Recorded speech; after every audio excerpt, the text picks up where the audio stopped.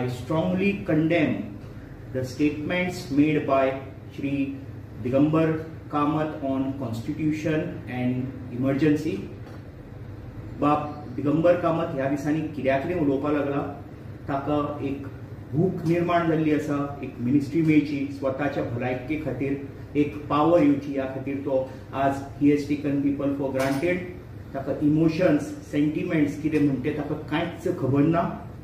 He is responsible citizen, he is responsible MLA आणि ex chief minister of Goa, तरी तो असले स्टेटमेंट करता. एक वायट उदाहरण दिता तुम्ही लोकांक. तुमकां एक कांयच पडून गेल्ले ना.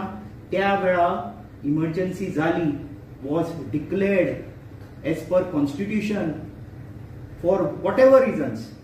आज तुमकां हांव सांगता, आज मडगांवां तुम्ही एक अनडिक्लेअर्ड, एक अनकॉन्स्टिट्युशनल इमर्जन्सी डिक्लेअर केल्या. तुमकां कांयच पडून गेल्ले ना.